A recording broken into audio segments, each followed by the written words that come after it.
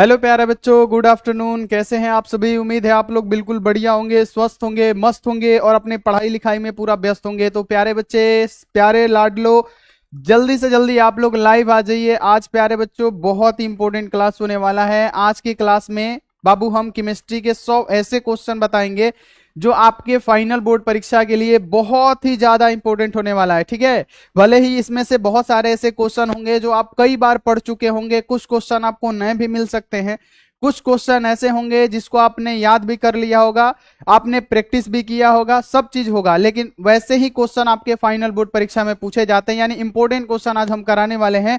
तो जितने भी सारे बच्चे हैं, सबसे पहले तो आप लोग लाइव आ जाइए और एक बार आप लोग बताइएगा कि आवाज प्रॉपर आपके पास जा रहा है और वीडियो की क्वालिटी कैसी है। एकदम ठीक ठाक? आप लोग कैसे हैं? एकदम ठीक ठाक? चलिए फटाफट से आस्क बोर्ड की फेवरेट गोल्डी, चलिए नवीन कुशवाहा, बहुत बढ़िया, बिट्टू, विष्णु, बहुत बढ़िया। और आज मजा आ जाएगा। और प्यारे बच्चों, जैसे हमने आपको ये बताया था कि प्रैक्टिस आपको जारी रखना है और वहीं आपको प्रैक्टिस करना है ना? प्रैक्टिस आपको जारी रखना है, रिवीजन आपको जारी रखना है। ठीक है, तो आप लोग जल्दी से जल्दी आने की कोशिश कीजिए लाइव। ठीक है, तो चलिए प्यारे बच्चों, बहुत सारे ऐसे बच्चे हैं जो लाइव आ चुके हैं, तो चैनल पे पहली बार आए हैं तो क्या कीजिए, चैनल को सब्सक्राइब करके बेल आइकन को प्रेस करके क्या कीजिए, आप लोग ऑल पे कर लीजिए। और लाइक नहीं किए हैं प्यारे बच्चों तो फटाफट से आप लोग एक लाइक भी कर दीजिएगा। एक लाइक से बहुत ज्यादा हमको मनोबल मिलता है, मोटिवेट। और व्हाट्सएप ग्रुप में नहीं ज्वाइन है तो नंबर नोट कीजिए मेरा 9135742024। ठीक है, आप इसमें मैसेज करके, आपको मैसेज करना है ना कि कॉल। ठीक है, मैसेज करके व्हाट्सएप ग्रुप में आप ज्वाइन हो जाइए फटाफट से। ठीक है, कॉल करने का जरूरत नहीं है बाबू, क्योंकि हम अकेले हैं। ठीक है, तो ये आप लोग क्लियर रखिएगा। और साथ में प्यारे बच्चों, अगर आप लोग पीडीएफ नोट्स नहीं लिए हैं इंपोर्टेंट क्वेश्चन का तो ले लीजिए बाबू, 349 में मिलेगा। आपको करना क्या है, आस्क बोर्ड का एप्लीकेशन डाउनलोड करना है। ठीक है, आस्क बोर्ड का एप्लीकेशन डाउनलोड कीजिए और वहां से जाके परचेस कर लीजिए। नहीं तो एक नंबर लिख देते हैं 6299, है ना, 248935। आप इस पे व्हाट्सएप पे संपर्क कर सकते हैं। ठीक है, तो व्हाट्सएप मैसेज आप इस पे कर सकते हैं। तो क्या बच्चे आप रेडी है? अम्मू, चलिए बहुत बढ़िया। शिवानी, सम्मी और बाबू, शाम में 6:30 बजे हिंदी का क्लास होगा और 8:30 बजे सब्जेक्टिव हिंदी का होगा। ठीक है, तो आप सभी एकदम रेडी हो गए? आइए फटाफट से, रेडी हो गए? आस्क बोर्ड मकसूर, बहुत बढ़िया। मस्कूर है, हम मकसूर बोलते हैं, मस्कूर आलम। ठीक है बाबू, तो चलिए क्लास को शुरू करते हैं। पहला नंबर क्वेश्चन लगाए बाबू। पहला नंबर क्वेश्चन आपके सामने। हमने आपको क्या बताया बच्चे? हमने आपको ये बताया कि कुछ क्वेश्चन आपको विचलित कर सकते हैं, कुछ क्वेश्चन होंगे जो पढ़े हुए होंगे, कुछ क्वेश्चन प्यारे बच्चों आपको पता होगा, आपने खूब ज्यादा प्रैक्टिस किया होगा, है ना? तो ये आपको क्लियर कर लेना है। देखिए क्वेश्चन क्या है कि मेथिल ब्रोमाइड, है ना, जैसे जैसे क्वेश्चन, देखिए क्वेश्चन बनाने का सही तरीका क्या है कि जैसे जैसे क्वेश्चन बोला जाए वैसे वैसे आप करते जाइए। तो हमसे क्या पूछा गया कि मेथिल ब्रोमाइड के साथ एजीएफ की अभिक्रिया से, तो मेथिल ब्रोमाइड का फॉर्मूला क्या होता है? तो आप बोलेंगे सर जी CH3Br, ये हमारा क्या है? मेथिल ब्रोमाइड है। ठीक है, मेथिल ब्रोमाइड की अभिक्रिया किसके साथ कहा जा रहा है? तो बाबू एजीएफ के साथ किया जा रहा है। किसके साथ? तो आप बोलेंगे सर जी एजीएफ के साथ कराने पे।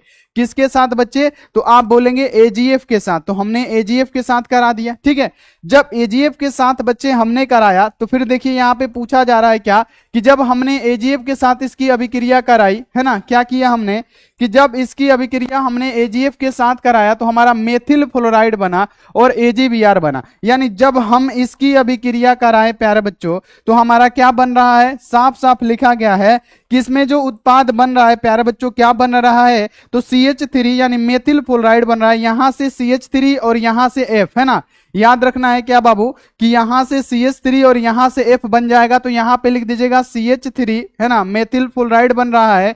और प्यारे बच्चों जब ये निकल गया तो यहां से Ag और यहां से क्या हो गया? Br बन गया। तो यहां से AgBr बन गया, है ना, AgBr बन गया। क्या बन गया बाबू? तो यहां पे आप लिखिएगा यहां से AgBr बन गया। और इस अभिक्रिया को क्या कहते हैं? इस अभिक्रिया को क्या कहते हैं? तो बाबू इसी अभिक्रिया को नाम दिया गया है जिसे कहा जाता है कि स्वाट अभिक्रिया, है ना। इस अभिक्रिया को क्या नाम दिया गया है? तो बाबू याद रखना है कि स्वाट अभिक्रिया नाम दिया गया है, जिसको आपको क्लियर कर लेना है। कितने सारे बच्चे हैं जो स्वाट अभिक्रिया याद कर लिए और स्वाट अभिक्रिया के बारे में जान गए कि जब मेथिल ब्रोमाइड की अभिक्रिया एजीएफ के साथ कराते हैं तो मेथिल मतलब फ्लोराइड बनता है और साथ में एजीबीआर बनता है और इसी अभिक्रिया को क्या कहा जाता है? तो स्वाट अभिक्रिया कहा जाता है। ठीक है, क्लियर हो गया? कैमरा ठीक कीजिए सर जी, 1 मिनट। कैमरा सही नहीं है ना, सही कर देते, अभी हो जाएगा। थोड़ा सा तिरछा है, सही बोले, सही पकड़े हैं। अभी देखते हैं सही हुआ।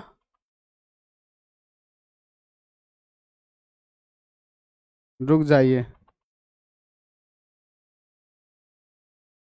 हो गया।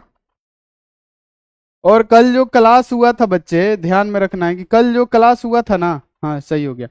जो कल क्लास हुआ था ना, यूट्यूब उस वीडियो को प्राइवेट कर दिया। जो मीन चैप्टर का आपका ऑब्जेक्टिव कराए थे इतना अच्छा से, इतना बढ़िया तरीके से, तो उसको यूट्यूब ने प्राइवेट कर दिया। तो फिर उसको पढ़ाना पड़ेगा, इतना मेहनत से पढ़ाया और यूट्यूब प्राइवेट कर दिया। तो इसलिए बहुत सारे बच्चों का सवाल भी था कि सर प्राइवेट क्यों कर दिए वीडियो को, तो हम नहीं किए थे, यूट्यूब कर दिया था। तो इससे बहुत दुखी है हम भी कि पढ़ाए और अच्छा, कितना अच्छा क्लास लिए मीन चैप्टर का, उसके बाद से प्राइवेट कर दिया। ठीक है, ये क्वेश्चन आपको समझ में आ गया बच्चे। चलिए आगे बढ़िए। अगला है कि पहला संक्रमण श्रेणी में कितने तत्व हैं। हम आपको इंपोर्टेंट क्वेश्चन बताएंगे बाबू, बाबू याद रखना है। और अब होगा तेज, अब आपको समझाया नहीं जाएगा इस क्वेश्चन को, क्योंकि लगभग 5 बार समझा चुके हैं, अब समझाएंगे नहीं। फटाक से आंसर कि पहले संक्रमण मतलब श्रेणी में कितने तत्व होते हैं। पहला संक्रमण श्रेणी को हम लोग 3D श्रेणी बोलते हैं, याद रखना है कि 3D श्रेणी, ठीक है, यहां पे याद रखना है कि 3D श्रेणी बोलते हैं। और 3D श्रेणी में क्या होता है प्यारे बच्चों, स्कैंडियम 21 से क्या होता है, जिंक 30 तक के तत्व आते हैं।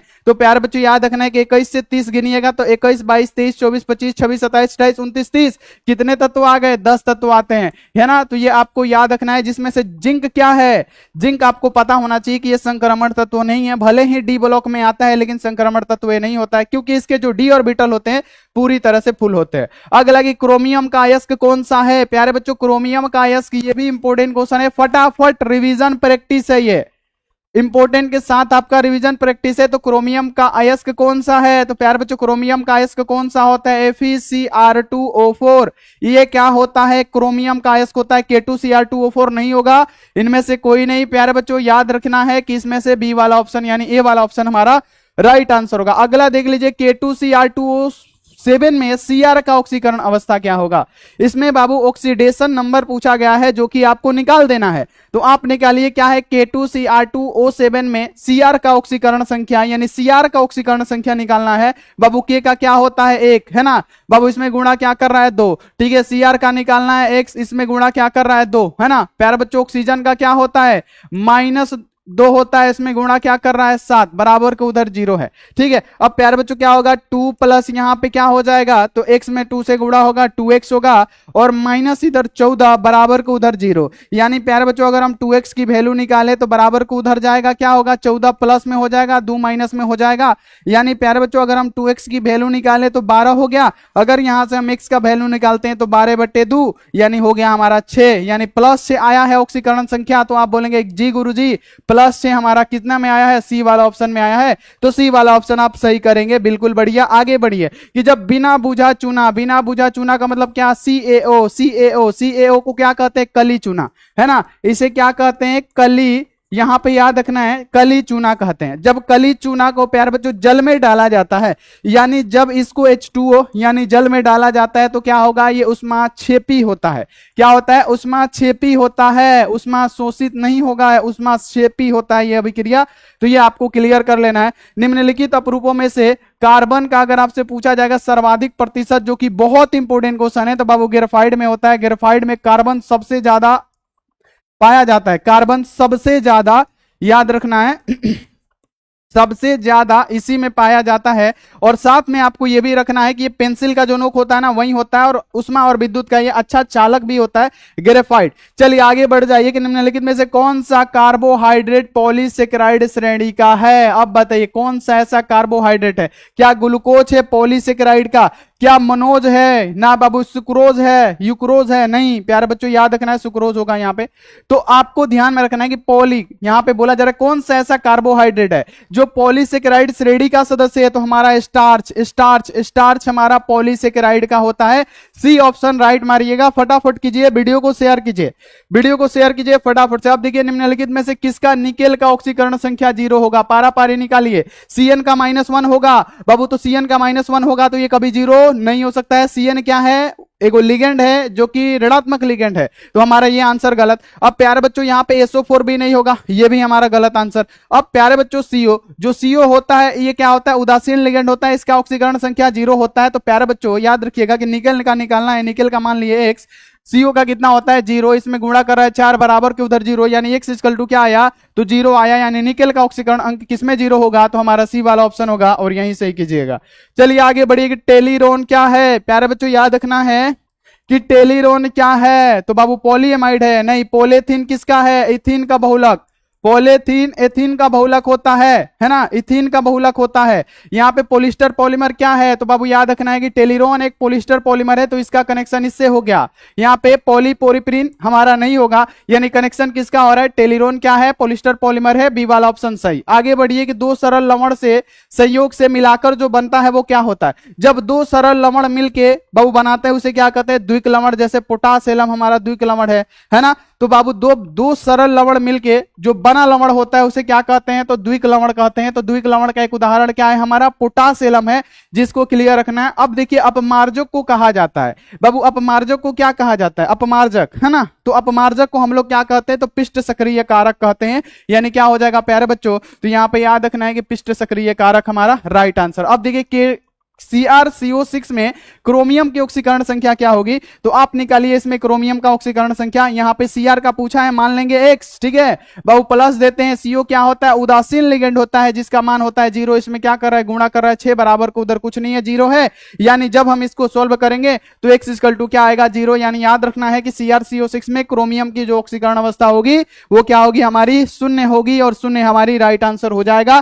क्लियर रखना, इंपोर्टेंट क्वेश्चन है, एक एक क्वेश्चन को आप लोग ध्यान में रखिएगा, ठीक है, क्लियर हो रहा है ना।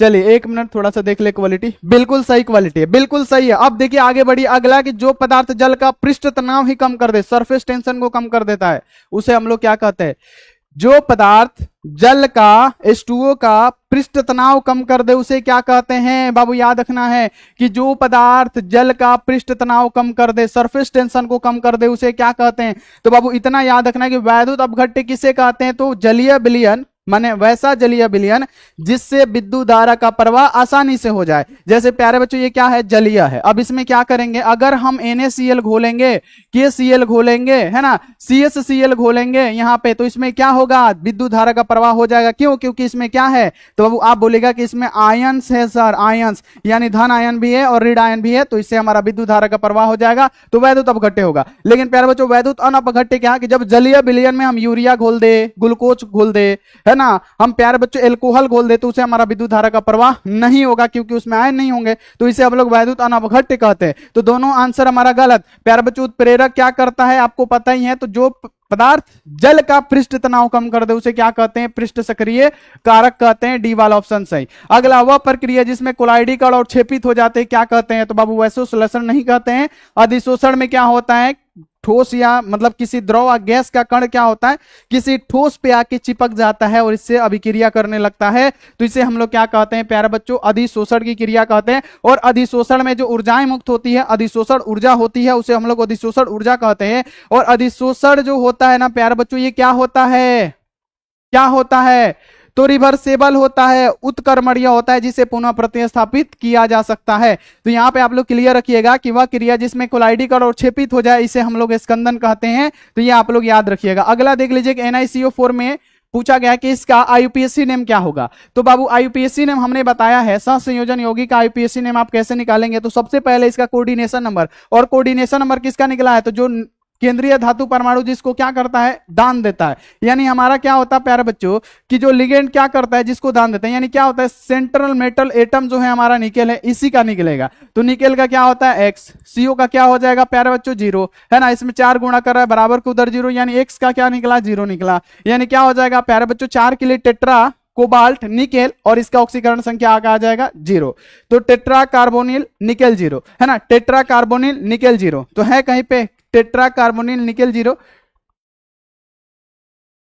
निकलेट है ना, तो निकलेट तो है नहीं, टेट्रा कार्बोनिल निकेल 0 और 0 इसी में है, तो सी वाला ऑप्शन हमारा सही आंसर होगा। इसमें ऑक्सीकरण संख्या 2 आया है, नहीं नहीं 2 तो आया ही नहीं है। ऑक्सीकरण संख्या जब हमारा 0 आया है तो 2 वाला कट गया, लेकिन निकलेट यहाँ पे लिख दिया है। यहाँ पे टेट्रा कार्बोनिल निकेल और इसका ऑक्सीकरण संख्या कितना निकला है 0, तो हमारा वही नाम हो जाएगा सी वाला ऑप्शन। अगला कि निम्नलिखित में से किस संक्रमण तत्व की परमाणु त्रिज्या सबसे कम होती है, यह इंपोर्टेंट क्वेश्चन है 2025 के लिए, कि निम्नलिखित में से किस संक्रमण तत्व की परमाणु त्रिज्या सबसे कम होगी। बाबू परमाणु त्रिज्या सबसे कम किसकी होती है, तो बाबू याद रखना है जिंक की परमाणु त्रिज्या सबसे क्या होगी, कम होगी। जिंक की परमाणु त्रिज्या सबसे कम होती है, डी ऑर्बिटल इसका पूरा का पूरा फुल होता है। अगला क्वेश्चन आ जाएगी PtCH2 मतलब C2H4 और यहाँ पे Cl3 माइनस इधर है, इसका ऑक्सीकरण संख्या, बहुत सारे बच्चे +3 लगाएंगे, बहुत सारे बच्चे +3 लगाएंगे और बहुत सारे बच्चे +2 लगाएंगे। तो पहले हम देख लेते हैं कौन सा बच्चा क्या लगा रहा है। +2 +3 देखिए आने लगा, +2 +3 हम बोले थे आएगा, लेकिन आ रहा है +2 +3। बाबू देखिए हमने क्या बताया था कैसे सोल्व करना है, पीटी का पूछा गया है, क्योंकि पीटी क्या है हमारा सेंट्रल मेटल एटम से। बाबू पीटी का मान लेते हैं कि हमारा जिसको निकालना रहता है X मान लिए, ठीक है। बाबू C2H4 क्या होता है, उदासीन लिगेंड होता है, इसका 0 हो जाएगा, ठीक है। प्लस है तो प्लस। क्लोरीन का क्या होता है -1 होता है, इसमें गुणा क्या कर रहा है 3, बराबर के उधर देखिए माइनस में 1 है, माइनस है यानी क्या है माइनस खाली लगा है, यानी माइनस में 1 है तो -1 लिखेंगे। अब यहाँ पे क्या होगा X हो जाएगा, यहाँ पे -3 में मतलब -1 में -3 से गुणा कीजिएगा, क्या होगा -3 बराबर के उधर -1, यानी क्या होगा X का वैल्यू निकलेगा -1 है, इधर जाएगा +3, यानी X इक्वल टू क्या हो जाएगा +2, हमारा इसका ऑक्सीकरण संख्या निकल जाएगा। तो कितने सारे बच्चे हैं जो +2 मारे हैं, कितने सारे बच्चे हैं जो +2 मारे हैं, क्लियर हो गया बच्चे। आंचल, अमू, नीलेश बहुत बढ़िया, सगुन, निखिल, नूर बहुत बढ़िया, वेरी गुड, निधि बहुत बढ़िया, एकदम दबा के एक बार शेयर भी कीजिए, मजा आएगा। अब देखिए क्वेश्चन क्या है कि अभिक्रिया इतना दिया हुआ है ना, तो पूछा जा रहा है कि इतना द्वारा व्यक्त किया जाता है तो अभिक्रिया की कोटि। बाबू एग्जाम में पूछा जाता है कि अभिक्रिया की कोटि क्या है, तो दिए हुए अभिकारक के घातों के योग को हम लोग क्या कहते हैं, तो अभिक्रिया की कोटि कहते हैं। बाबू याद रखना है कि अगर पूछेगा इसकी अभिक्रिया की कोटि तो दिए हुए अभिकारक के घातों के योग, यानी ए की सांद्रता 3/2 और बी की सांद्रता 5/2, यानी ए की सांद्रता 3/2 को जोड़ देंगे, है ना, और क्या करेंगे प्यारे बच्चों, बी की जो सांद्रता है 5/2 इसको ऐड करेंगे, तो हमारा जब निकलेगा क्या निकलेगा प्यारे बच्चों, तो यहाँ पे याद रखना 8/2 यानी कटा दीजिएगा, क्या हो जाएगा, तो हमारा 4 हो जाएगा। तो 4 किस किस बच्चे का आया हुआ है, 4 किस किस बच्चे का आया हुआ है बताइए, एकदम फटाफट अंदाज में करते चलिए। अधिशोषण में मुक्त ऊर्जाएं होती है। बाबू अधिशोषण किसे कहते हैं, हमने अभी बताया कि जब किसी किसी ठोस पे द्रव या गैस के चढ़ आके कण आके क्या कर दे, चिपक जाए और अभिक्रिया करने लगे, उसे क्या कहते हैं, अधिशोषण की क्रिया कहते हैं। और अधिशोषण में कौन सी गैसें मुक्त होती है, तो बाबू याद रखना है कि ऊर्जाएं, सॉरी कौन सी ऊर्जा मुक्त होती है, तो बाबू अधिशोषण ऊर्जा मुक्त होती है। ये क्या होता है, रिवर्सेबल होता है, जिसे पुनः प्रतिस्थापित कर सकते हैं। जैसे प्यारे बच्चों हमने दूध से दही बनाया तो इसको नहीं कर सकते, लेकिन वहीं रिवर्सेबल का मतलब क्या होता है कि जब आपने पानी को बर्फ बनाया तो फिर बर्फ को क्या कर दिया, आपने पानी बना दिया। आपने मोमबत्ती को क्या किया, जला दिया, फिर उसे मोमबत्ती बना दिया। मोमबत्ती को आप पिघलाए और फिर उसे मोमबत्ती बना दिया, यानी द्रव बना दिए, फिर उसको यहाँ पे मोमबत्ती का आकार दे दिया, है ना। तो यही बात होता है कि जिसे पुनः प्रतिस्थापित कर दिया जाए, रिवर्सेबल होता है। तो पूछ देगा कि अधिशोषण की क्रियाएं क्या होती है, तो रिवर्सेबल उत्क्रमणीय होती है, ये भी याद रखिएगा। और इसमें जो ऊर्जाएं निकलती है अधिशोषण ऊर्जा निकलती है, ठीक है। अब देखिए निम्नलिखित में से किस हाइड्राइड का क्वथनांक न्यूनतम होगा। बाबू हमने आपको क्या बताया कि किसका क्वथनांक न्यूनतम होता है, बॉइलिंग पॉइंट किसका ज्यादा होगा, जिसमें हाइड्रोजन बॉन्ड होगा। हमने आपको बताया था प्यारे बच्चों,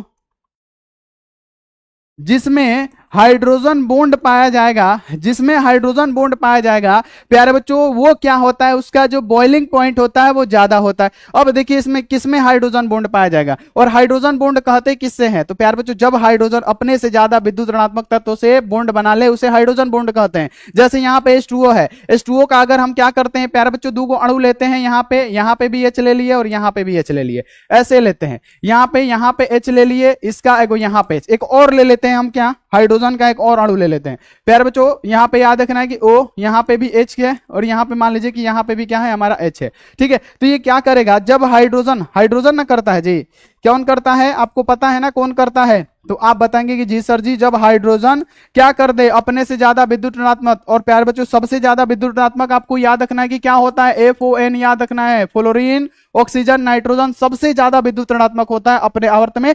क्यों? क्योंकि आवर्त सारणी के सबसे ऊपर ये पाया जाता है, इसलिए सबसे ज्यादा इलेक्ट्रोनेगेटिव अगर आपसे पूछे फ्लोरीन, ऑक्सीजन और नाइट्रोजन होता है। तो प्यारे बच्चों, ये हाइड्रोजन क्या किया, अपने से ज्यादा विद्युत ऋणात्मक तत्वों से क्या किया, बॉन्ड बना लिया। तो इसे हम क्या कहेंगे, हाइड्रोजन बॉन्ड कहेंगे। तो ये बना लिया तो इसमें क्या होगा, हाइड्रोजन बॉन्ड उपस्थित होगा। तो जब इसमें हाइड्रोजन बॉन्ड उपस्थित होगा तो क्या होगा, इसका क्वथनांक यानी बॉइलिंग पॉइंट क्या होगा, लो होगा, है ना, सबसे न्यूनतम होता है। तो यहां पे क्या कीजिएगा, इसी का। बाकी प्यारे बच्चों, इसमें तो बनेगा ही नहीं, इसमें भी बनेगा ही नहीं, इसमें भी बनेगा ही नहीं। हाइड्राइड का क्वथनांक न्यूनतम इसी का होगा, ठीक है, H2O। ठीक है ठीक है ठीक है ठीक है ठीक है, बहुत बढ़िया, समझ के समझा के समझाने का आदत थोड़ा थोड़े जाएगा आपका बाबू, क्या करे, समझाने का आदत है तो क्या करे। देखिए आप देखिए, भू प्रॉपर्टी में सर्वाधिक प्राप्त भार अनुसार तत्व कौन सा है, तो भू प्रॉपर्टी में सबसे ज्यादा मात्रा में क्या पाया जाता है, भार अनुसार का मतलब क्या, सबसे ज्यादा। तो बाबू भू प्रॉपर्टी में सबसे ज्यादा पाया जाता है हमारा एल्युमिनियम, ठीक है, एल्युमिनियम सबसे ज्यादा पाया जाता है। लिखिएगा कि एल्युमिनियम सबसे ज्यादा पाया जाता है, ये आपको क्लियर कर लेना है कि एल्युमिनियम सबसे ज्यादा पाया जाता है। अगर आपसे पूछा जाए कि मुक्त अवस्था में क्या पाया जाएगा, मुक्त अवस्था में क्या पाया जाएगा, तो प्यारे बच्चों मुक्त अवस्था में क्या पाया जाता है, तो Au याद रखना है, Ag, और प्यारे बच्चों प्लेटिनम यानी Pt पाया जाता है। तो हमसे क्या पूछा है कि भू प्रॉपर्टी में सर्वाधिक भार अनुसार एल्युमिनियम, ठीक है, ये आपको क्लियर कर लेना है। बाकी मुक्त अवस्था में क्या पाया जाएगा, तो Au, Ag, Pt ये पाया जाता है। अगला कि विटामिन B1 का रासायनिक नाम, बाबू इंपोर्टेंट है, पूछा गया है और बार बार पूछा जाता है कि विटामिन B1 का रासायनिक नाम क्या होता है। तो विटामिन B1 का रासायनिक नाम क्या होगा, तो प्यारे बच्चों याद रखना है कि क्या होगा, बताइए। तो सबसे ज्यादा क्या होगा विटामिन B1 का, बाबू यहाँ पे स्कोर्निक अम्ल होगा, पायरोडिक्सिन होगा, कि यहाँ पे विटामिन B12 का पायरोडिक्सिन होता है, यहाँ पे रिबोफ्लाविन होगा, नहीं थाइमिन, थाइमिन को बोलते हैं हम लोग, thymine thymine thymine thymine, thymine मारिए, थाइमिन, ठीक है, बहुत बढ़िया। अगला कि सोडियम ऑक्साइड यानी N2O में सोडियम का कोऑर्डिनेशन नंबर, बाबू सोडियम का कितना होता है, 4 गो होता है, सोडियम का 4 गो होता है, NH 6 गो Cl से घिरा होता है, और ऑक्सीजन का 2 होता है, निकालिएगा 4 हो जाएगा। तो 4 मारिएगा, पूरा 100% राइट आंसर, 1000% राइट आंसर हमारा क्या होगा, 4 आंसर होगा कि सोडियम ऑक्साइड Na2O में सोडियम की कोऑर्डिनेशन नंबर 4 होती है। अगला आ जाएगी फुल्स गोल्ड किसे कहते हैं, बाबू फुल्स गोल्ड किसे कहते हैं, तो FeS2, FeS2 को हम लोग फुल्स गोल्ड कहते हैं, तो FeS2 हमारा फुल्स गोल्ड हो गया। अगला आ जाएगी कौन सा प्रोटीन रक्त का थक्का बनाता है, प्यारे बच्चों रक्त का थक्का बनेगा, अगर रक्त का थक्का नहीं बनेगा तो क्या होगा, उससे समझ लीजिए कि हीमोफीलिया है ना, हीमोफीलिया है ना बाबू। तो बाबू आप बताइए इसका राइट आंसर क्या होगा, चलिए हीमोग्लोबिन, हीमोग्लोबिन नहीं नहीं बाबू, हीमोग्लोबिन रक्त का थक्का नहीं बनाता है, हीमोग्लोबिन रक्त का थक्का नहीं बनाता है बाबू। जो रक्त का थक्का बनाता है ना, जैसे हमारा हाथ कट गया, अगर वहां पे रक्त का थक्का नहीं बना तो रक्त स्राव रुकेगा, नहीं रुकेगा। और इसकी रक्त को थक्का कौन सा प्रोटीन बनाता है, कौन सा प्यारे बच्चों प्रोटीन बनाता है, तो याद रखना है कि फाइब्रोनिजोन, यहाँ पे क्या हो जाएगा, फाइब्रिनोजेन, याद रखना है कि फाइब्रिनोजेन जो प्रोटीन होता है वो हमारे शरीर में क्या होता है, जहां पे कट जाता है तो वहां पे रक्त का थक्का बनाता है, यही प्रोटीन, ठीक है। तो ये आपको क्लियर कर लेना है, ठीक है, क्लियर हो गया, चलिए बहुत बढ़िया, very good very good very good. अगला क्वेश्चन आ जी, अगला क्वेश्चन है कि निम्नलिखित में से कौन सा अम्लीय भट्टी पदार्थ है, अम्लीय भट्टी पदार्थ कौन सा है, तो बाबू याद रखना है SiO2, जो क्वार्ट्ज ग्लास होता है ना, SiO2 है ना, SiO2 हमारा क्वार्ट्ज ग्लास है। और ये क्या होता है, ये तो कली चूना होता है, ये कली चूना होता है, ये कली चूना होता है, तो कली चूना थोड़ी हुआ जी, कली चूना गलत, मैग्नीशियम ऑक्साइड गलत, के मतलब Cr2O3Fe ये भी गलत, SiO2 हमारा क्या हो जाएगा, पूरा सही हो जाएगा। अब देखिए उत्कृष्ट गैस का मुख्य स्रोत, बाबू उत्कृष्ट गैसों को कहां पे रखा गया है, तो वर्ग 18 P ब्लॉक के वर्ग 18 में रखा गया है। याद रखिएगा कि P ब्लॉक, यहाँ याद रखिएगा P ब्लॉक के, बाबू याद रखना है कि वर्ग 18 में इनको रखा गया है। तो प्यारे बच्चों ये कहां पे पाए जाते हैं, जैसे हीलियम, नियोन, आर्गन, ये सब क्या होते हैं, उत्कृष्ट गैस होते हैं, जिसे नोबेल गैस कहा जाता है।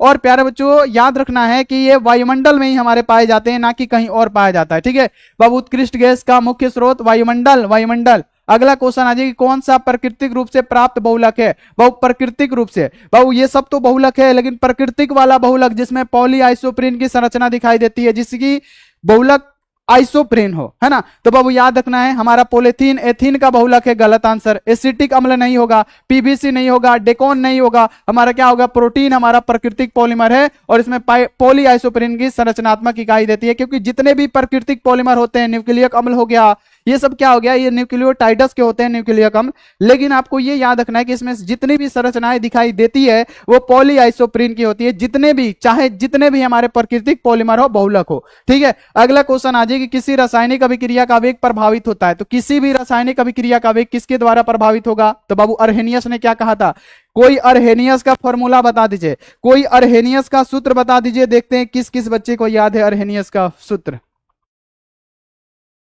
माइनस ई ए बट्टा में आर टी, जल्दी जल्दी बताइए फटाफट से, जल्दी जल्दी, अभी तक किसी का नहीं आया चला अर्हेनियस का। अगर आप नहीं पूछेंगे तो फिर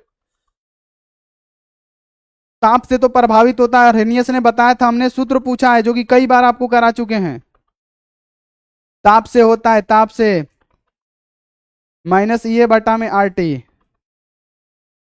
जी बिल्कुल बिल्कुल, अब आने लगा आंसर, अब आने लगा आंसर, बहुत बढ़िया, ताप बढ़ाकर, बहुत बढ़िया बाबू। ताप बढ़ाने से अभिक्रिया का वेग बढ़ेगा, ताप घटाने से अभिक्रिया का वेग घटेगा, किसने कहा था, तो अर्हेनियस नामक एक वैज्ञानिक थे, उन्होंने कहा था। ये प्यारे बच्चों बताइए कि SF6 में सल्फर का ऑक्सीडेशन नंबर, ऑक्सीकरण संख्या कितना होता है, SF6 सल्फर का, बाबू एस का पूछा है, एक्स का क्या मानेंगे, एक्स फ्लोरीन हमारा ऋणात्मक लिगेंड है, -1 होता है इसका ऑक्सीकरण संख्या, और प्यारे बच्चों इसमें 6 गुणा कराइए बराबर उधर 0, एक्स इक्वल टू क्या होगा, एक्स इक्वल टू नहीं, यहाँ पे अब जब आप कीजिएगा तो क्या होगा, x -6 बराबर को उधर 0, यानी x इक्वल टू क्या होगा, +6, यानी याद रखना है कि इसका ऑक्सीकरण संख्या क्या निकला, +6, राइट आंसर। अगला निम्नलिखित में से अक्रिस्टलीय ठोस, इससे तो बाबू क्वेश्चन 100% है, 100% है कि आपके एग्जाम में रहेगा कौन क्रिस्टलीय ठोस है, कौन अक्रिस्टलीय ठोस है, चाहे कौन बेरवादार ठोस है, कौन बेरवादार ठोस नहीं है, ठीक है, या रवादार ठोस है, तो ये क्लियर कर लेना है। अक्रिस्टलीय ठोस वो ठोस होता है जिसमें बहाव का गुण पाया जाए,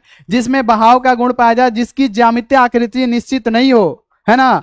तो याद रखना है प्यारे बच्चों की अक्रिस्टलीय ठोस किसे कहते हैं, तो प्यारे बच्चों याद रखना है, तो हमारा NaCl क्या होता है, आयनिक ठोस होता है, क्रिस्टलीय ठोस जिंक हो गया, ZnS हमारा, यहाँ पे SiC भी हमारा होता है क्रिस्टल, लेकिन कांच क्या होता है, अक्रिस्टलीय ठोस होता है। आप देखेंगे कांच, अरे कांच तो ठोस जैसा है, आप देखेंगे कांच तो कांच को बोलेंगे अरे कांच कैसे ये द्रव हो जाएगा, इसमें बहाव कैसे होगा, लेकिन कांच में अतिशीतलित द्रव पाया जाता है, जो कि प्यारे बच्चों द्रव के भांति बहने की उसमें गुण तो होती है, लेकिन बहुत स्लो होती है, कई 100 साल लग जाते हैं उसको बहने में, ठीक है। तो ये आपको क्लियर कर लेना है। अगला क्वेश्चन है कि फिनोल निम्नलिखित में से किसके निर्माण में प्रयुक्त होता है, फिनोल का, बहु फिनोल यानी क्या, C6H5 और OH, ये किसके निर्माण में, तो जो बैकालाइट होता है ना, जो ताप दृढ़ बहुलक होता है, पूछेगा बैकालाइट क्या है, तो ताप दृढ़ बहुलक है, और बैकालाइट के निर्माण में हम लोग फिनोल का उपयोग करते हैं, तो बैकालाइट राइट आंसर। अगला एक प्राकृतिक बहुलक में, बहु प्राकृतिक बहुलक, जैसे यहाँ पे याद रखना है कि हमारा क्या हो गया, हमारा प्रोटीन हो गया, न्यूक्लिक अम्ल हो गया, ये सब आपको पता है ना कि ये सब क्या होते हैं, हमारे प्राकृतिक बहुलक होते हैं। तो इसमें हमने क्या बताया कि पॉली आइसोप्रीन की संरचनात्मक इकाई मिलती है, पॉली आइसोप्रीन, पॉलीआइस्टाइरीन नहीं, पॉलीइथीन नहीं, प्यारे बच्चों ये सब याद रखना है। अगला क्वेश्चन है कि निम्नलिखित में से कौन सा अनुसंख्या गुणधर्म है, ये इंपॉर्टेंट है, क्लियर रखिएगा कि कौन अनुसंख्या गुणधर्म है। तो बाबू याद रखना है कौन कौन होता है, पहला होता है प्रासरण दाब, है ना बाबू, प्रासरण दाब हो गया जो कि दिया गया है, नहीं दिया गया, प्रासरण दाब, हिमांक का अवनमन, क्वथनांक का उन्नयन, वाष्प दाब का अपेक्षिक अवनमन, जबकि प्रासरण दाब नहीं दिया गया। टोटल 4 होते हैं, प्रासरण दाब, हिमांक का अवनमन, क्वथनांक का उन्नयन और वाष्प दाब का अपेक्षिक अवनमन। बाकी जो भी एक्स्ट्रा दिया रहे इसका, तो ये हमारा क्या हो जाएगा, नहीं होगा, यानी नहीं पूछा है ना कौन नहीं है, तो प्रकाश की सक्रियता हमारी नहीं है या क्रियाशीलता नहीं है। अब देखिए कि टाइलिन नामक एंजाइम का स्रोत है ना, जो टाइलिन नामक एंजाइम हमारे शरीर में है उसका स्रोत क्या है, कहां से निकलता है, तो टाइलिन नामक एंजाइम लार में पाया जाता है। देखिए कहां पे पाया जाता है, लार में, लार और लार कहां से टपकता है, जीभ से टपकता है, लार कहां से टपकता है, जीभ से टपकता है। तो अगर आपसे पूछा जाएगा टाइलिन, टाइलिन कहां है, तो बाबू टाइलिन नामक एंजाइम का स्रोत क्या है, लार, है ना, जो लार आप लोग चुआते हैं ना, कितने सारे अभी बच्चे होंगे जो सोते होंगे तो लार चूता होगा, बहुत सारे ऐसे बच्चों का, है ना। तो वही बात है कि टाइलिन नामक एंजाइम का स्रोत क्या होता है प्यारा बच्चों, जीभ का लार, है ना, तो याद रखना है। और कितना सारा बच्चा तो टाइलिन बहा दिए होंगे, कितना, है ना, बहुत सारे ऐसे बच्चे होंगे कि रातों रात टाइलिन बहाते होंगे, है ना, पूरा टाइलिन नामक एंजाइम उनके होठों से, मुंह से, क्योंकि वो मुंह खोल के सोते हैं ना, ऐसे मुंह बा के सोते हैं। जब मुंह के बा के सोइएगा ऐसे मुंह खुल जाएगा आपका भोंबा की तरह। बहुत सारे ऐसे बच्चे होते हैं, यहाँ से क्या हुआ, टाइलिन नामक एंजाइम आपका स्रावित हो रहा है, इसी में माखी उखी बैठ रही है, इसी पे हग रही है ना। तो ऐसे बचना है, मुंह बंद बंद करके सोना है, ठीक है। और टाइलिन नामक एंजाइम का जो स्रोत है उसको बचा के रखना है। चलिए आगे बढ़िए कि सीढ़ीनुमा संरचना पाई जाती है। प्यारे बच्चों, सीढ़ीनुमा संरचना किसमें पाई जाएगी, फटाफट से बताइए जल्दी बताइए।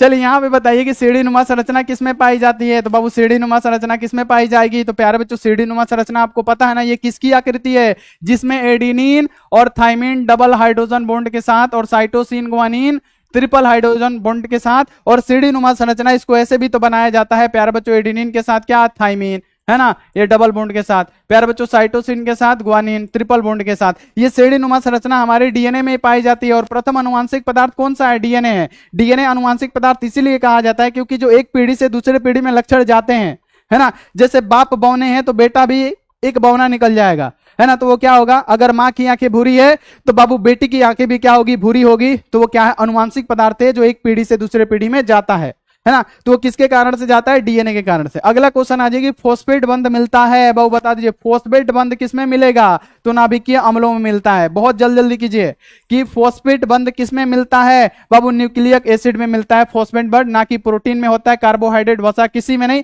नाभिकीय अम्लों में होता है। अगला एक्टिनाइडों की अधिकतम ऑक्सीकरण संख्या क्या होती है, एक्टिनाइड है एगो लेंथेनाइड, लेंथेनाइड के लिए +3, लेंथेनाइड के लिए +3 100% होता है। लेकिन एक्टेनाइड के लिए अधिकतम पूछा गया कि अधिकतम ऑक्सीकरण अवस्था कितना होगा, 28 का +6। बहुत बढ़िया मुंह, सानिया, अभिषेक, सुजीत, लाखो, नवीन, बहुत बढ़िया, +6। शेयर करिए वीडियो को, शेयर करिए, +6 हमारा राइट आंसर। अगला क्वेश्चन है कि मिथेनॉल का सूत्र क्या होता है, मिथेनॉल बनता कैसे है, यानी मेथिल एल्कोहल को हम लोग मेथेनॉल बोलते हैं, मेथिल एल्कोहल को हम लोग मेथेनॉल बोलते हैं आईयूपीएससी नेम में। ये बनता कैसे है, तो जब प्यारे बच्चों मीथेन में से क्या करते हैं कि एक हाइड्रोजन को हटा के हम लोग क्या करते हैं कि एक यहाँ पे हाइड्रोक्सिलिक ग्रुप यानी OH हम ऐड कर देते हैं, तो हमारा क्या बन जाता है, CH3OH यानी मेथिल एल्कोहल यानी मेथेनॉल बन जाता है। यानी मेथेनॉल का सूत्र क्या हो गया, CH3OH। ये इसका क्या है, आईयूपीएससी नेम है, आप याद रखिएगा आईयूपीएससी नेम है इसका। तो ये भी आप लोग क्लियर कर लीजिएगा।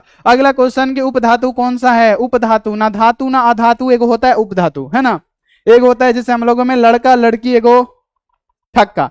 तो प्यार बच्चों उसी टाइप का इसमें भी होता है कि उपधातु क्या है, धातु अधातु उपधातु। यानी जो उपधातु होता है ना प्यारा बच्चों हमारा Sp सल्फर फास्फोरस, ये कुछ नहीं, Sb हमारा एंटीमनी जो होता है उपधातु होता है। अगला के निम्नलिखित में से एनाट्रोपी यानी आप देखिए एनिसोट्रोपी को कौन दर्शाएगा, तो जिससे हमारा विद्युत धारा प्रवाह होगा, लकड़ी से होगा, कांच से होगा, नहीं होगा, बहु पेपर से होगा, नहीं होगा। तो एनिसोट्रोपी कौन दर्शाएगा, तो बेरियम क्लोराइड यानी BaCl2 हो जाएगा, BaCl2 यानी बेरियम क्लोराइड, BaCl2 यानी बेरियम क्लोराइड जो होगा, बेरियम क्लोराइड का फॉर्मूला भी होता है BaCl2। ये लिखना इसलिए पड़ रहा है कि कहीं ऑप्शन हटा के BaCl2 लिख दे तो बच्चे बहुत ज्यादा घबरा जाएंगे कि अरे बाप रे, तो सर जी बताए थे बेरियम क्लोराइड, लिख दिया है BaCl2, यानी BaCl2 का मतलब बेरियम क्लोराइड, ये आप लोग याद रखिएगा। आपकी CH3COOH को क्या कहा जाता है, हमने सबसे पहले क्या कहा बाबू, इसमें क्या जुड़ा है, अम्ल जुड़ा है। हमने क्या क्या काउंट कीजिए, एगो कार्बन, दूगो कार्बन, दूगो कार्बन के लिए एथ होगा ना, मेथ नहीं होगा, गलत आंसर। प्रोप होगा, नहीं होगा, मेथ होगा, नहीं होगा। अगर आपको नहीं भी आता है तो आप इस ट्रिक से आंसर लगा सकते हैं, बाकी तो आपको आता होगा। एथेनोइक, ये क्या है, अम्ल है, तो एथेनोइक अम्ल हमारा राइट आंसर हो जाएगा। तो यहाँ पे ऐसे भी बना सकते हैं कि दूगो कार्बन है तो यहाँ पे एथ होना चाहिए, तो मेथ है तो गलती, 3 को कार्बन रहे तब ना प्रोप होगा, तो ये ऐसे गलती और ये ऐसे गलती, ये ट्रिक है। लेकिन इसका नाम जो होता है प्यारे बच्चों क्या होता है, एथेनोइक अम्ल होता है, एथेनोइक अम्ल होता है, बी वाला ऑप्शन सही। आगे बढ़िए कि संदेश वाहक क्या होते हैं, आप मत समझिएगा बायो है, ये क्या है प्यारे बच्चों, तो आपको ध्यान में रखना है कि ये केमिस्ट्री है और पूछा जाता है, जैव अणु पता है ना, चैप्टर है। अब देखिए संदेश वाहक क्या होते हैं, तो बाबू संदेश वाहक जिसे मैसेंजर आरएनए कहा जाता है उसे हम लोग कहते हैं mRNA।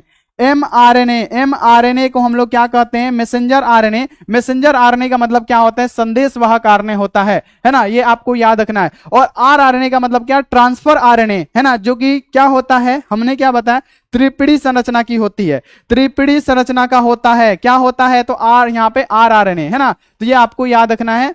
कि हमारा आंसर जो होगा मैसेंजर आरएनए पूछा गया, संदेशवाहक आरएनए यानी मैसेंजर हो जाएगा प्यारे बच्चों। मैसेंजर कौन होगा, संदेशवाहक कौन होगा, तो हमारा आरएनए। अब देखिए कि एल्डिहाइड का क्रियाशील मूलक, आपसे ये नहीं पूछा गया कि एल्कोहल का। बाबू याद रखना है कि हमारा तो होगा नहीं, कार्बोक्सिलिक अम्ल का हो गया है ना प्यारे बच्चों। यहाँ पे CHO का मतलब क्या होता है, एल्डिहाइड, यानी एल्डिहाइड का क्रियाशील मूलक। ये हमारा क्या हो गया, एल्कोहल हो गया।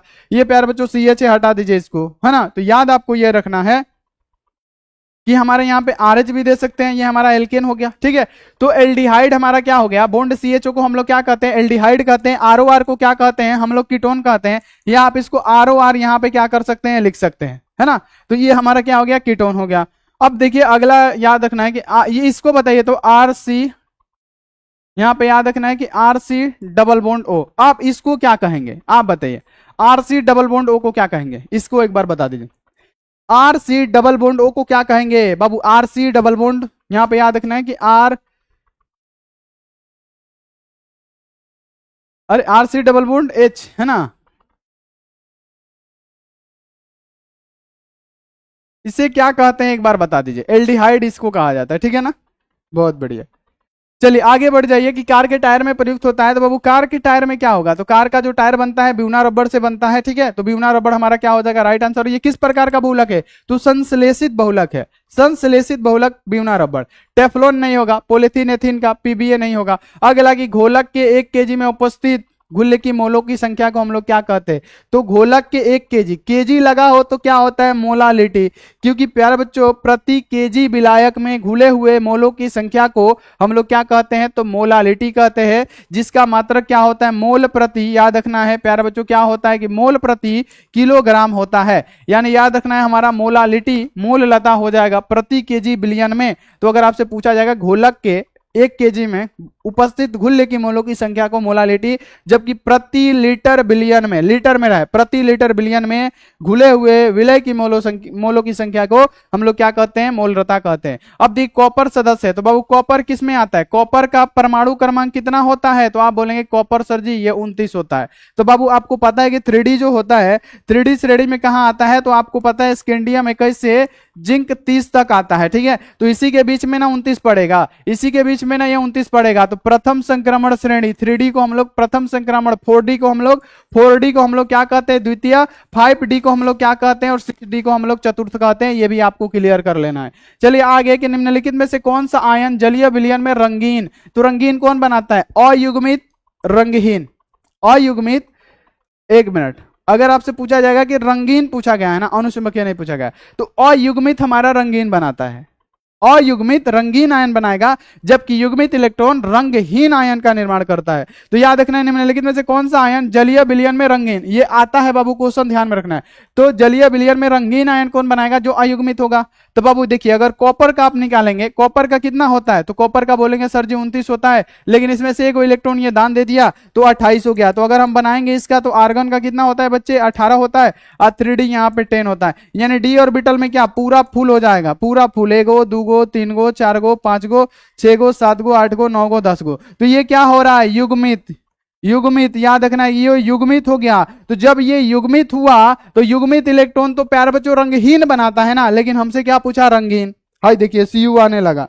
बाबू Cu कैसे होगा, ये गलत आंसर हो जाएगा। अगर बात करें Zn, तो बाबू जिंक का कितना होता है, आपको पता है ना, जिंक का 30 होता है, और जब 2 को निकालेगा तो इसका भी 28 होगा। तो जिंक कैसे आएगा, 28 आ गया, तो 28 इसका भी आया, तो फिर इसका भी डी ऑर्बिटल फुल होगा, Ag का भी हो जाएगा। बाबू किसका, Fe1 का होगा, Fe+1, यानी 26 होता है, एक कम होगा 25, 25 में तो सारे के सारे क्या होंगे, अयुग्मित ही होंगे, Fe1+, ठीक है। याद रखना है 26 में से एक हो गया 25, अब 25 के लिए आप लिखिए ना, सारा का सारा अयुग्मित होगा।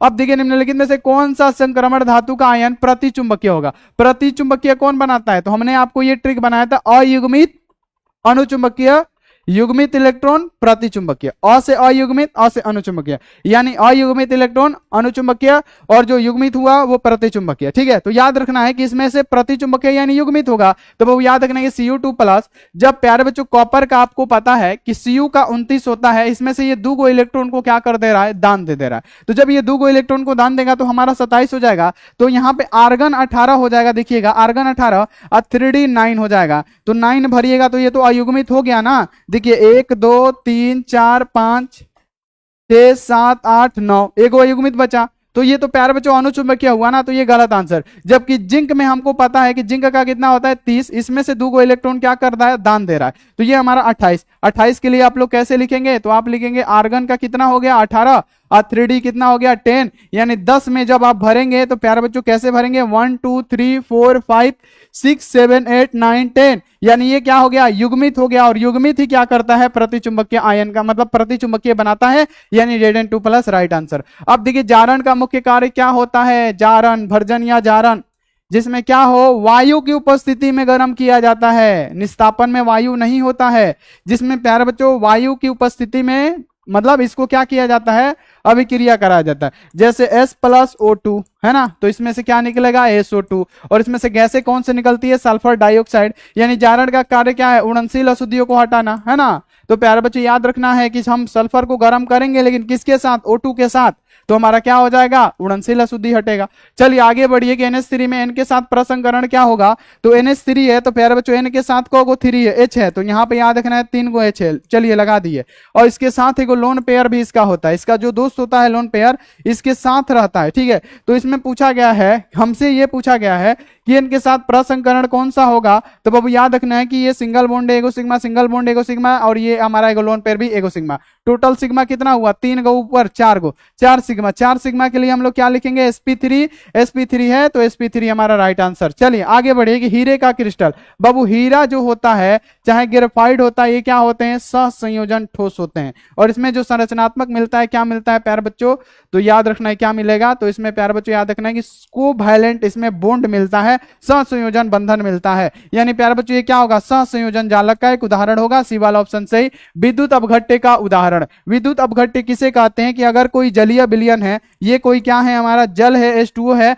तो इसमें अगर विद्युत धारा का प्रवाह हो जाए, इसमें क्या हो जाए, प्रवाह हो जाए किसका, तो याद रखना है कि विद्युत धारा का। अगर इसमें विद्युत धारा का प्रवाह हो रहा है, अगर इसमें विद्युत धारा का प्रवाह हो रहा है तो प्यारे बच्चों इसे क्या कहेंगे हम लोग, वैद्युत अपघट्य कहेंगे। तो इसमें क्या क्या घोल सकते हैं हम लोग, NaCl, क्योंकि इसमें क्या है Na पे प्लस Cl पे माइनस, यहाँ पे KCl, K पे प्लस Cl पे माइनस है ना, CSCl है ना, CSCl CSCl, इस पे भी क्या है, अगर ये सब हम इसमें घोलते हैं तो हमारा क्या होगा, आयन टूटेगा और इससे विद्युत धारा का प्रवाह हो सकता है। लेकिन प्यारे बच्चों क्या चीनी डालिएगा तो होगा, यूरिया डालिएगा तो होगा नहीं बाबू, सोडियम एसिटेट डालिएगा ना तो ये घुल जाएगा, इसमें आयन भी होगा, तो यहाँ हमारा क्या होगा, बी वाला ऑप्शन सही आंसर हो जाएगा।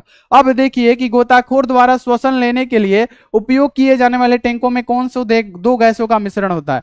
यानी जो गोताखोर होते हैं, देखते होंगे गोताखोर जो नदी नालों में क्या करते हैं, गोता लगा के लोगों की जानें बचाते हैं, चाहे कोई चीज निकालते हैं, किसी का कोई गुम हो गया, सामान गुम हो गया, उसको निकालते हैं, लाशें निकालते हैं बाबू, डूबते हुए को बचाते हैं, तो वो टैंक लेते हैं। टैंक देखे होंगे कि पीठ पे एक टैंक होगा और मुंह में ऑक्सीजन लगाए होंगे, तो उसमें किन 2 गैसों का मिश्रण होता है, तो प्यार बच्चों हीलियम के साथ ऑक्सीजन मिला के ले जाते हैं। हीलियम के साथ क्यों, क्योंकि ये हल्की गैस होती है और पूरे बॉडी में हमारी घुलती नहीं है ना, तो ये आपको याद रखना है, ए वाला ऑप्शन सही। अब देखिए HCF2 का आकार कैसा होता है, अगर आपसे पूछेगा HCF4 का आकार, तो प्यार बच्चों वर्ग समतलीय, ये आया हुआ था 2024 में है ना। अगर HCF2 की बात करें, HCF2 की बात करें तो ये हमारा क्या होता है, रेखीय होता है, रेखीय है हमारा, रेखीय है। अगला निम्नलिखित में से कौन सा रावल का नियम है, तो बाबू रावल का नियम आपको पता है ना क्या होता है, P = पिनोटेक्स है ना, ये हमारा क्या है, रावल का नियम है।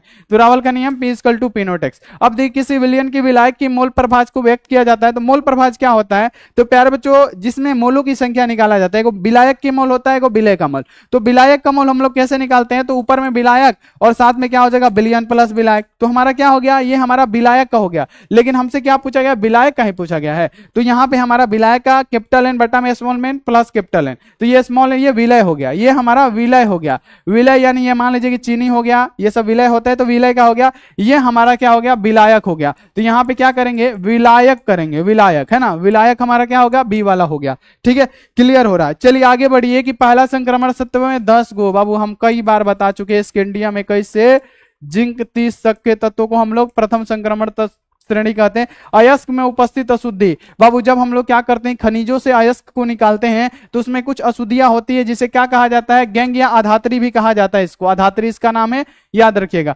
निम्नलिखित में से कौन सा हेनरी का नियम है, तो हेनरी का नियम क्या आता है, P = KHX। कोई बच्चा यहाँ पे याद रखना है, कोई बच्चा KHX है ना, कोई बच्चा हमको ये बता दीजिए कि हेनरी का नियम क्या है, कई बार बता चुके हैं।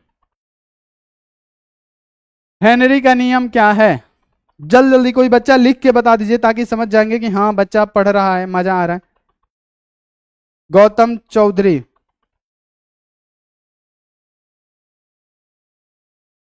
सर जी रजिस्ट्रेशन इंग्लिश मीडियम से करवाए हैं, हिंदी मीडियम में एग्जाम दे सकते हैं। देखिए ये बात आया कि बच्चा बोल रहा है कि सर हम इंग्लिश मीडियम से कराए हैं और हिंदी मीडियम में दे सकते हैं कि नहीं। एक मेरा चेला था पिछला वर्ष का, ठीक है, तो उन्होंने क्या किया था कि पूरा हमसे ही पढ़ाई किया था, ठीक है बच्चा वो, और उसका पूरा इंग्लिश मीडियम था। बाबू इंग्लिश मीडियम था, इंग्लिश तो ले लिया था बच्चा, उसको इंग्लिश उतना समझ में नहीं आ रहा था, एक्सप्लेन नहीं कर पा रहा था, लिख नहीं पा रहा था। तो क्या किया कि पूरा हिंदी में छाप के आ गया। बस उसमें एक कॉपी दिया रहता है, कॉपी में रहता है कि आपको चूज करना है कि आप किस भाषा में लिख रहे हैं, तो उसमें वो हिंदी चूज कर दिया था और लिख दिया था, तो उसका तो रिजल्ट काफी अच्छा आया था, 75 70 75% के करीब आया था। अब बाकी अब आप एक बार स्कूल में पूछ लीजिएगा, ठीक है। चलिए आस बोर्ड का लाडला किशन, बहुत बढ़िया। अमू बहुत बढ़िया, वेरी गुड, वेरी गुड, बहुत बढ़िया, वेरी गुड वेरी गुड। निश्चित ताप पे किसी द्रव में किसी गैस की विलयता गैस के दाब के समानुपाती होती है, बहुत बढ़िया। अब देखिए वे पदार्थ जो पेट की अम्लीयता को प्रभावित करते हैं, यानी पेट में आपका गैस बन गया, एसिडिटी बन गया, खा लिए, लगन का सीजन है, खाना चाहिए 4 गो पूड़ी 8 गो पूड़ी, मिल गया किसका, तो मशरूम का सब्जी मिल गया, पनीर मिल गया, है ना, पापड़ ऊपर मिल गया, खाना चाहिए 4 गो पूड़ी, खा लिए 10 गो पूड़ी, बन गया गैस, पेट हो गया बम बम, है ना, पेट हो गया बम बम, एकदम चिल्ला रहा है पेट, ठीक है, उस टाइम तो खा लिए। अब खाने के बाद से पेट तो फूल गया, अब गैस निकलेगा तो निकलेगा कैसे, ना ऊपर से निकल रहा है ना नीचे से निकल रहा है गैस। तो बाबू उसके लिए क्या करेंगे, जाएंगे मेडिकल स्टोर पे, अब बोलेंगे कि मैं ये काम किया हूं, मेरा गैस बन गया, एसिडिटी बन गया है, तो वो आपको एंटी एसिड देंगे, इनो देंगे कि लो बाबू खाओ खाओ गैस निकालो। तो यहाँ पे क्या देंगे, प्रति अम्ल देंगे, यानी क्या करेंगे आपको एंटी एसिड देंगे और आपको दे के खिलाएंगे, खाओ और पेट हल्का करो, ठीक है। तो ये आपको क्लियर करना है। चलिए HCl की खोज किसने किया था, तो HCl खोज प्यारे बच्चों हाइड्रोजन क्लोराइड, HCl की खोज किसने किया था, बाबू ग्लैबलर साहब ने किया था, तो ग्लैबलर हमारा राइट आंसर। अगला कि तेल को वसा में बदलने हेतु, तेल को वसा में बदलने के लिए किस उत्प्रेरक का उपयोग किया जाएगा, तो बाबू तेल को वसा में बदलना हो, चाहे तेल का हाइड्रोजनीकरण करना हो, चाहे प्राकृतिक घी हो, सब में जो उत्प्रेरक का कार्य पड़ता है निकेल निकेल निकेल निकेल, ये आपको याद रखना है। चलिए CH3 CH2 NH2 को क्या कहा जाता है, इसमें प्यारे बच्चों आपको ये नहीं लिखा गया है कि आप IUPAC नेम बताइए, इसमें IUPAC नेम दिया है जी, नहीं दिया है, तो आप क्या करेंगे कि इसका साधारण नाम ही लिखेंगे। तो यहाँ पे क्या हो जाएगा CH3 CH2 NH2, तो प्यारे बच्चों यहाँ पे हम लोग 2 गो कार्बन है और यहाँ पे 5 गो हाइड्रोजन और यहाँ पे क्या है NH2 है, तो क्या हो जाएगा 2 गो कार्बन के लिए इथाइल, यहाँ पे ये क्या है एमीन है, तो इथाइल एमीन है, तो इथाइल एमीन इथाइल एमीन, देखिए ए वाला ऑप्शन में है तो ए वाला ऑप्शन सही हो जाएगा। अगला एंजाइम की क्रिया हेतु उपयुक्त तापमान होता है, यानी एंजाइम की क्रिया के लिए जो टेम्परेचर होना चाहिए कितना होना चाहिए, एंजाइम की क्रिया के लिए जो तापमान हमारा होना चाहिए कितना होना चाहिए, कोई भी एंजाइम हो, एंजाइम की क्रिया के लिए जो तापमान होता है ना 20 डिग्री से लेके प्यारे बच्चों 45 डिग्री के बीच होना चाहिए, 20 डिग्री से 45 डिग्री, 20 डिग्री से 45 डिग्री हमारा राइट आंसर हो जाएगा। एंजाइम की क्रिया है तो उपयुक्त तापमान 20 से 45। अब देख घनाकार क्रिस्टल में प्रवेश जालक, घनाकार क्रिस्टल हमने आपको बना के दिखा दिया था कि घनाकार क्रिस्टल कुछ इस प्रकार से होते हैं, घनाकार क्रिस्टल कुछ इस प्रकार से होते हैं, हमने आपको कई बार बता चुका है, ये हमारे क्या होगा घनाकार क्रिस्टल होगा, है ना। तो इसमें क्या होता है सिंपल क्यूबिक होता है, BCC होता है और प्यारे बच्चों FCC होता है, इसमें यही ना होता है, कितने होते हैं 3 होते हैं। घनाकार क्रिस्टल में प्रवेश जालक कितने हो गए, simple cubic, body standard, face centre, है ना, तो 3 हमारा राइट आंसर। द्रव विरोधी कोलाइड, बाबू जो द्रव के साथ विरोध करे, यानी प्यारे बच्चों वैसा कोलाइड विलयन जो द्रव के साथ आसानी से कोलाइड विलयन बनाता ही नहीं है, उसे हम लोग द्रव विरोधी कोलाइड कहते हैं। और द्रव विरोधी कोलाइड एक अनुत्क्रमणीय होता है जिसे प्यारे बच्चों इरिवर्सेबल कहते हैं, जिसे हम पुनः प्रतिस्थापित नहीं कर सकते, यानी इरिवर्सेबल है तो इरिवर्सेबल का मतलब क्या अनुत्क्रमणीय, जैसे दूध से दही बन गया, अब दही से क्या दूध बनेगा, नहीं बनेगा, है ना। अब बच्चा से जुआन हो गए तो जुआन से क्या आप बच्चा हो जाएंगे, नहीं होंगे, है ना। बुढ़ा से आप जवान हो जाएंगे, नहीं होंगे, तो यहाँ पे आपको ध्यान में रखना है। अगला कि SO2 अणु में S का परमाणु संकरण कितना होता है, तो बाबू SO2 है ना, S के साथ को जुड़ा हुआ है, 2 को जुड़ा हुआ है यहाँ पे, और इसके साथ एक लोन लोन पेयर भी होता है। यानी प्यारे बच्चों याद रखना है SO2 में S के साथ जो परमाणु संकरण होगा एगो सिग्मा एगो सिग्मा एगो सिग्मा, टोटल सिग्मा ऑफ 3 के लिए हम लोग क्या लिखते हैं sp2। sp2 है, sp2 हमारा राइट आंसर हो जाएगा। SO2 हो चाहे SO3 हो, सब में sp2 होता है। जब एल्किल हाइलाइड को शुष्क Ag2O के साथ गर्म करते हैं तो बनता है। देखिए जो बोला जाए ना वो कर दीजिएगा, हो जाएगा। जब एल्किल हाइलाइड, यानी एल्किल हाइलाइड का मतलब क्या, RX है ना, जब RX को बोला जा रहा है कि Ag2O के साथ गर्म करते हैं, यानी एल्किल हाइलाइड के 2 अणु लेंगे और Ag2O है ना, यहाँ पे याद रखना कि Ag2O के साथ जब हम इसको गर्म करेंगे, एल्किल हाइलाइड के 2 अणु लेंगे और हम लोग क्या करेंगे, Ag2O के साथ जब हम इसको गर्म करेंगे तो यहाँ देखिए हमारा बन क्या रहा है, ध्यान दीजिएगा क्या बनेगा। सबसे पहले प्यारे बच्चों यहां से ROR, यानी यहां से हमारा ईथर बन गया, ROR बना, ठीक है। क्या क्या निकला हमारा, देखिए यहां से ROR निकल गया। अब प्यारे बच्चों जब ROR निकल गया तो यहां पे क्या हो गया, Ag2, यानी याद रखना है कि Ag, और यहां पे क्या हो जाएगा, यहां पे हमारा क्या बनेगा Ag, और यहां पे क्या हो जाएगा X हमारा दुगो है, X हमारा दुगो है तो हमारा AgX2 हमारा राइट आंसर हो जाएगा। तो यहाँ पे हमारा जो बन रहा है, सिंपल सा आपको ध्यान में रखना है कि बन क्या रहा है, हमसे ये बोला जा रहा है कि बनेगा क्या, तो हमारा यहाँ पे देखिए ROR का मतलब क्या, ईथर बन रहा है ना, तो हम क्या करेंगे, ईथर ही मारेंगे। ये सब क्वेश्चन आप लोगों को देखने में बहुत हार्ड लगता होगा, लेकिन जैसे जैसे बोला जाए वैसे वैसे करते जाइएगा ना, बिल्कुल आसान लगेगा ये सब क्वेश्चन।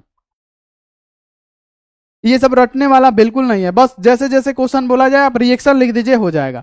अगला क्वेश्चन है कि ऑक्सीजन डाइफुलराइड में ऑक्सीजन की ऑक्सीकरण संख्या, इसमें ऑक्सीजन का पूछा गया, मान लेंगे x, ठीक है। फुलराइड यानी फुलरीन का क्या होता है -1, इसमें गुणा क्या कर रहा है, 2 बराबर को उधर होता है 0, यानी x - 2 = 0, यानी x = क्या हो गया, +2। तो देखिए +2 है, +2 +2 +2 +2 हमारा डी वाला ऑप्शन सही। आगे बढ़िए कि निम्न में से प्रबल विद्युत ऋणात्मक कौन सा होता है, सबसे ज्यादा इलेक्ट्रोनेगेटिव कौन सा होता है, तो हमने आपको क्या बताया कि प्रबल विद्युत ऋणात्मक कौन होता है, जो आवर्त सारणी के सबसे ऊपर में हो वो सबसे ज्यादा प्रबल विद्युत ऋणात्मक, और नीचे वाला घटते चला आएगा, ठीक है। जैसे ये हाइड्रोजन ग्रुप दिया हुआ है, तो हाइड्रोजन ग्रुप की बात करें तो हम लोग एक से सूचित करते हैं, और इसमें क्या होता है, फ्लोरीन होता है, क्लोरीन होता है, ब्रोमीन होता है, आयोडीन होता है। तो सबसे ज्यादा प्रबल कौन सा होगा, तो सबसे ज्यादा मजबूत होगा हमारा फ्लोरीन, है ना। उसके बाद से कौन आएगा, क्लोरीन आ जाएगा, उसके बाद से क्या होगा, ब्रोमीन आएगा, और उसके बाद प्यारे बच्चों आयोडीन। यानी सबसे ज्यादा मजबूत फ्लोरीन, उससे कम क्लोरीन, क्लोरीन से भी कम ब्रोमीन, ब्रोमीन से भी कम आयोडीन, यानी क्या हो जाएगा, सबसे ज्यादा प्रबल विद्युत ऋणात्मक, तो हमारा क्या हो जाएगा प्यारे बच्चों, हमारा फ्लोरीन हो जाएगा। अब चलिए गिरगिनार्ड अभिकर्मक तैयार करने में प्रयुक्त घोलक कौन सा होता है, गिरगिनार्ड अभिकर्मक तैयार करने में, तो गिरगिनार्ड अभिकर्मक आपको पता होना चाहिए कि गिरगिनार्ड अभिकर्मक क्या होता है। तो जब एल्किल हाइलाइड के 2 अणु को मैग्नीशियम के साथ, जब एल्किल हाइलाइड के 2 अणु को, जब एल्किल हाइलाइड के 2 अणु को मैग्नीशियम के साथ क्या करते हैं, शुष्क ईथर की उपस्थिति में, क्या बाबू यहां पे लिखिएगा कि शुष्क ईथर, है ना, शुष्क ईथर, यहां पे लिख दीजिएगा कि ईथर, शुष्क ईथर की उपस्थिति में जब हम इसकी अभिक्रिया कराते हैं तो हमारा क्या बनता है, एल्किल मैग्नीशियम हाइलाइड बनता है। तो प्यारे बच्चों इसी को तो हम लोग गिरगिनार्ड अभिकर्मक कहते हैं। तो अगर आपसे ये पूछा जाए कि अगर कि गिरगिनार्ड अभिकर्मक तैयार करने में जो घोलक, हमने घोलक किसका लिया, ईथर का घोलक लिया, तो ईथर हमारा राइट आंसर होगा ना। किसका घोलक लिया हमने, ईथर का लिया, कि जब एल्किल हाइलाइड के 2 अणु को मैग्नीशियम के साथ शुष्क ईथर की उपस्थिति में हम अभिक्रिया कराते हैं तो हमारा RMgX एल्किल मैग्नीशियम हाइलाइड बनता है, जिसे हम लोग गिरगिनार्ड अभिकर्मक कहते हैं। तो हमने क्या लिया, ईथर लिया, ईथर, तो ईथर राइट आंसर हो गया। आगे बढ़िए कि निम्नलिखित में से कौन ठोस अवस्था में सहसंयोजक क्रिस्टल के रूप में रहता है। बाबू देखिए ये क्वेश्चन इंपॉर्टेंट है, कौन है जो ठोस अवस्था में रहे, तो ठोस अवस्था में सहसंयोजन क्रिस्टल के रूप में रहता है हमारा सिलिकॉन, सिलिकॉन, सिलिकॉन जो एक अर्धचालक है, शुद्ध अर्धचालक है, निज अर्धचालक है, जिसे कहा जाता है, ये आपको क्लियर कर लेना है। विटामिन B12 रखता है बाबू, विटामिन B12 क्या रखता है, तो बाबू एक मेटल परमाणु रखता है, जो कि कौन सा है, कोबाल्ट है। विटामिन B12 एक मेटल परमाणु रखता है, और मेटल परमाणु इसमें से क्या है, कोबाल्ट, कोबाल्ट को रखता है। चलिए बेंजीन कैसा पदार्थ है, तो बाबू बेंजीन, बेंजीन की संरचना कुछ इस प्रकार से होती है, जो कि आपको पता है कि ये क्या है, हमारा बेंजीन है, और ये क्या होता है, प्रतिचुंबकीय पदार्थ होता है। तो प्रतिचुंबकीय पदार्थ आप लोग राइट कर दीजिएगा। अब देखिए एल्कीन का सामान्य सूत्र क्या होता है, इंपोर्टेंट क्वेश्चन है, आंसर लगाइए कि एल्कीन का सामान्य सूत्र क्या होगा। बिल्कुल आसान क्वेश्चन है। तो CnH2n क्या हो जाएगा, एल्कीन, ठीक है। अब प्यारे बच्चों यहाँ पे क्या हो जाएगा, एल्काइन हो जाएगा, और हमारा एल्केन हो जाएगा। दुगुना से दुगु अधिक हो तो एल्केन, दुगुना से दुगु कम हो तो एल्कीन, मतलब एल्काइन, दुगुना से दुगुना ही रहे तो हमारा क्या हो जाएगा, तो एल्केन हो जाएगा, ठीक है। तो option number A right answer, ठीक है। तो चलिए प्यारे बच्चों पहले तो लाइक कीजिए, उसके बाद से आगे बढ़ेंगे। आप लोग लाइक नहीं करते हैं, इतना बढ़िया से क्लास लेते हैं, आप लोग लाइक कीजिए और चैनल को जल्दी जल्दी सब्सक्राइब कीजिए। तो जल्दी जल्दी चैनल को सब्सक्राइब लाइक कीजिए फटाफट से, ठीक है।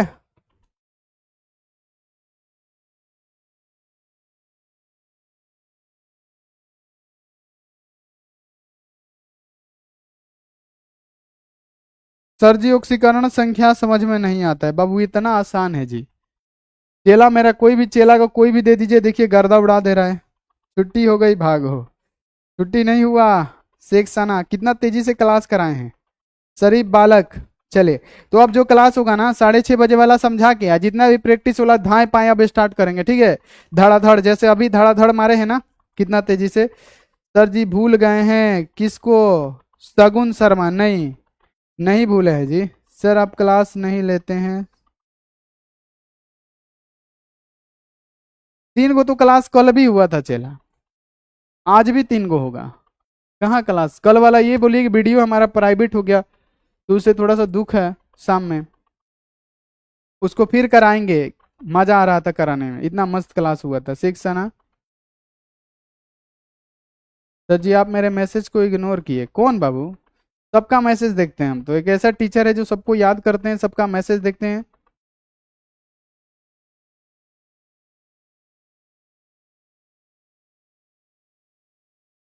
आस्कवुड मस्कूर आलम, धड़ धड़ गोली चलता हो। कहाँ गोली चलता हो बाबू?